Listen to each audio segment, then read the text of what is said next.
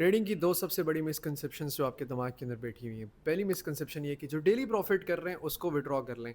ये बातें आपको किसने बताई हुई हैं? ये बातें आपको उन ग्रुप के ओनर्स ने बताई हुई हैं जिनकी अर्निंग रेफरल के थ्रू होती है। वो चाहते हैं कि आप थोड़ा थोड़ा थोड़ा प्रॉफिट बनाते रहें डेली बेसिस में, आप भी खुश होते रहेंगे और उनका भी रेफरल का निज़ाम चलता रहेगा।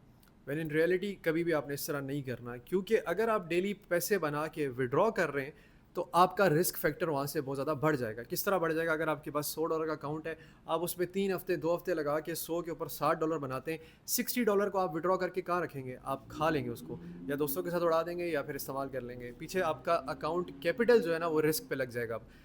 तो जब आप अपना विड्रॉ ले लेंगे तो आपका कैपिटल रिस्क पे है इस वक्त, ठीक है? तो आपका जब भी लॉस होगा तो वो कैपिटल से माइनस होगा, और माइनस होने की वजह से आपकी साइकोलॉजी ख़राब हो जाएगी। तो इस वजह से आपने कैपिटल को कंपाउंड होने देना है। जो प्रॉफिट हो रहा है उसी प्रॉफिट के साथ खेलना है जब तक कि वो 5x 10x 3x 4x नहीं हो जाता, ठीक है? तो ये पहली सबसे बड़ा रूल है कि आपने अकाउंट कंपाउंड करना है तो आपको पहले ये चीज़ करनी पड़ेगी। ऐसा नहीं है कि आप $10 बनाएं जेब में डाल लें फ़ौरन, this is not possible. Second, हमारे पास मिसकंसेप्शन ये आती है कि आपने ट्रेड सिर्फ वही लेनी है जो बहुत क्वालिटी सेटअप है। देखें, यहाँ पर एक बहुत ज़्यादा इंपॉर्टेंट चीज़ ये है कि आपको नहीं पता कि जो क्वालिटी सेटअप आपका नज़र आ रहा है वही प्ले होगा या नहीं होगा, या फिर जो रिस्की ट्रेड नज़र आ रही है हो सकता है वही प्ले हो जाए, ठीक है? तो आपको इस चीज़ की गारंटी नहीं होती।